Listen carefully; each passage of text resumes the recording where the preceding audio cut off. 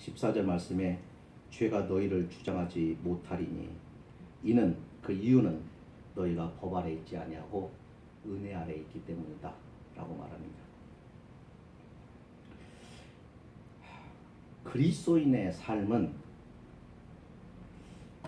평범한 삶이 되어서는 안 된다 라고 생각이 됩니다.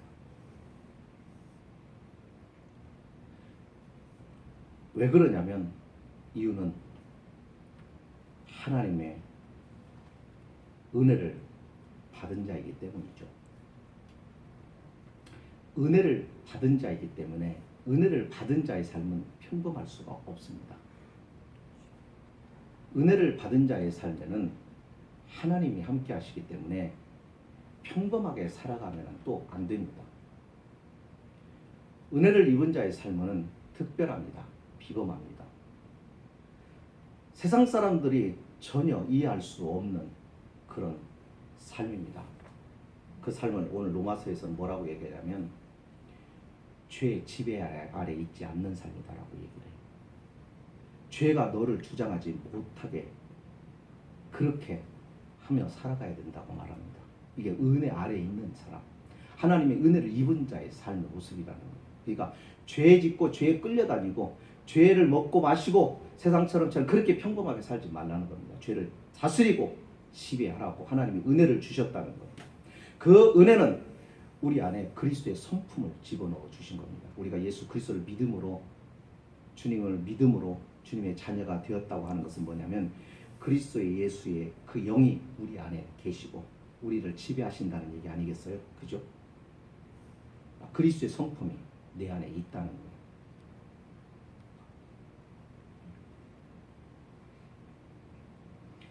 죄를 이길 능력이 우리 안에 있다는 것입니다. 왜냐하면 우리 안에 예수의 본성이 있기 때문입니다.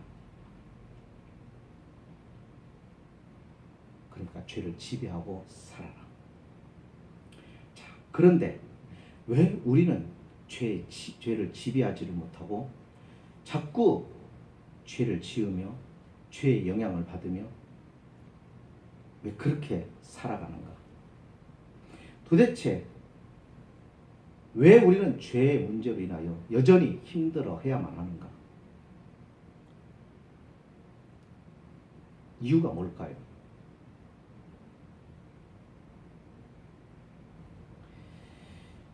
가끔 이렇게 영화를 보면은 이제 슈퍼맨 같은 영화를 보면은요,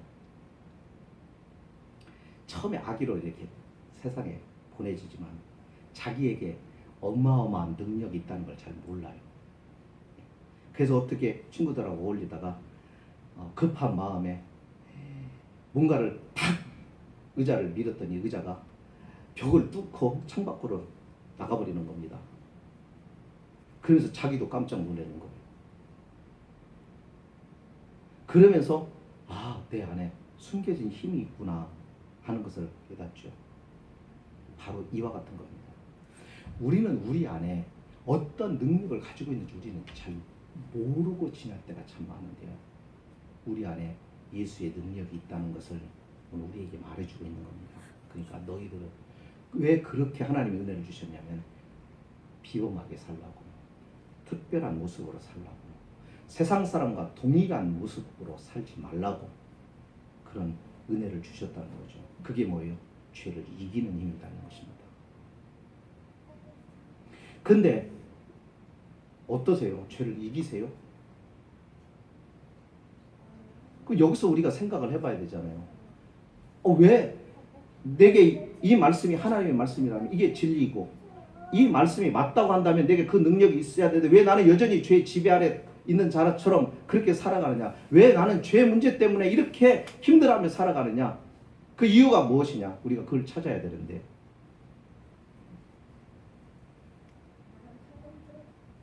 그것을 우리가 로마서 6장 1절로 3절에 보면 이유가 나옵니다. 보십시다.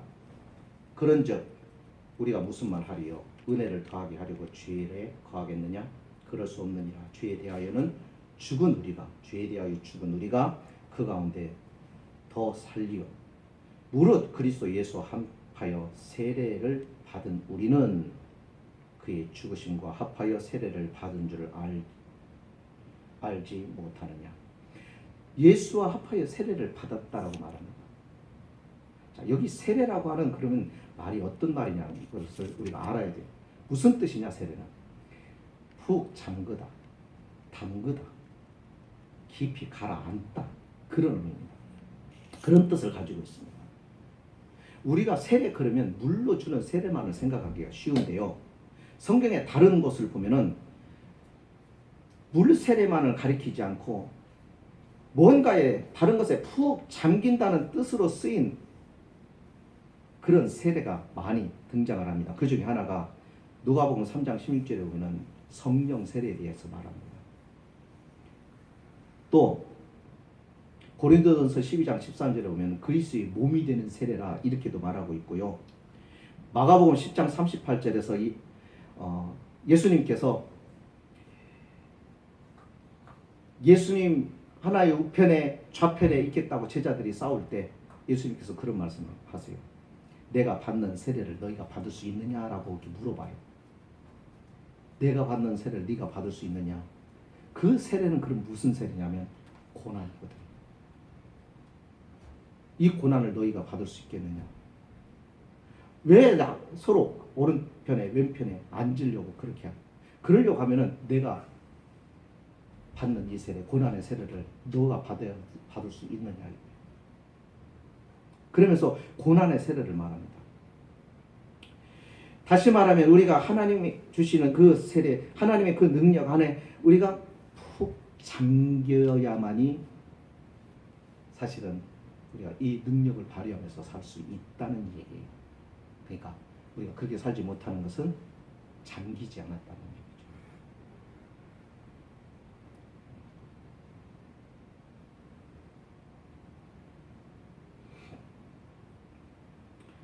저와 여러분에게 하나님은 은혜를 주셨습니다. 그 은혜 안에서 우리는 비범한 삶을 살아가야지. 죄를 이기는 삶을 살아가야지. 그렇지 않으면 우리가 받은 은혜가 헛되이 받은 것이다라고 바울은 그렇게 말합니다. 고린도후서 6장 1절에서 이렇게 얘기합니다. 우리가 하나님과 함께 일하는 자로서 너희를 권하노니 하나님의 은혜를 헛되이 받지 말라.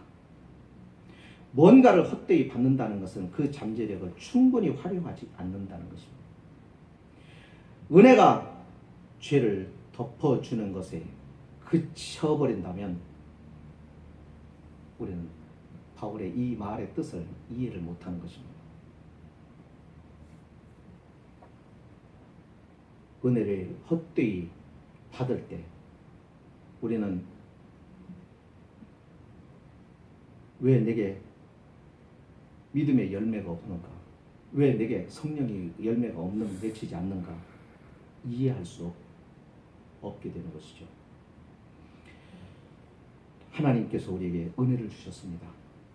그 은혜 안에서 오늘 우리가 해야 할 일은 은혜를 받은 자로, 은혜를 헛되이 받지 않은 자답게 어떻게 해야 돼요?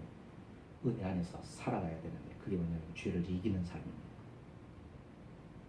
그러려고 하면 성령 안에 푹 잠기는 그런 삶을 살아가야 되죠. 그게 우리에게 필요한 것입니다. 만약에 그게 불가능하면 어떤 결과가 온다고 로마서 8장 12절로 13절에서 말씀하느냐면 이렇게 말씀합니다. 그러므로 형제들아 너희가 육신대로 살면, 여기 육신대로 사는 건 누구에게 하는 말이죠? 형제들아 그랬습니다. 은혜 받은 자를 말하는 겁니다.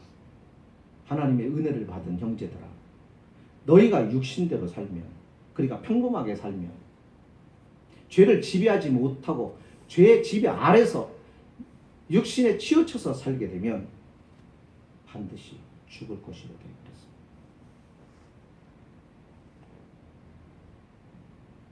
오늘 우리가 하나님의 은혜를 입은 자로 그 은혜 아래서 죄를 이기는 능력을 발휘하는 우리의 믿음의 생활이 되기를 원합니다. 그렇게 살아가십시다. 평범하게 왜 나에게는 시련이 없지? 아니, 왜 나에게는 이와 같은 시련만 있어? 왜 사는 게 이렇게 힘들어? 피곤해? 이게 아니라 믿음을 가지고 있기 때문에 다른 사람들도 보다 더 하나님을 믿지 않는 사람보다 더 힘들 수 있고 피곤할 수 있고 어려울 수 있고 그런 겁니다. 그거를 이겨내는 것이 은혜 받은 자의 모습이에요. 그거를 능히 싸워 이겨내야 그게 하나님의 은혜를 헛되이 받은 자가 아닌 것입니다. 더 나아가서 우리 속에 있는 끊임없이 도전을 오는 이 죄를 유혹을 이겨내는 삶, 이것이 하나님의 은혜를 받은 자의 모습이라는 거예요. 그 은혜와 능력이 우리 안에 있는데 사용하지 않는다. 그것을 사용하지 않고 여전히 죄의 노예가 되어서 살아가는 삶처럼 그렇게 죄 문제에 허덕이고 죄로 인하여 그렇게 질질 끌려다니고 기쁨을 잃어버리고 살아가지 말라는 것입니다. 오늘 우리의 모습 혹시 그런 삶은 아닙니까? 그렇다고 한다면 여러분 안에 하나님의 은혜를 입은 자로 우리 안에 예수의 능력이 있다는 것을 기억하십시오. 그리고 사용하십시오. 숨겨져 있는 그 능력을 사용하시기를 바랍니다. 그 능력을 사용하셔서 평범한 내가 아니라 하나님의 사람이라고 하는 하나님의 사람의 진가를 증명하고 드러내면서 살아가는 것, 그것이 하나님께 영광을 돌리는 삶인 것을 기억하고 그렇게 사는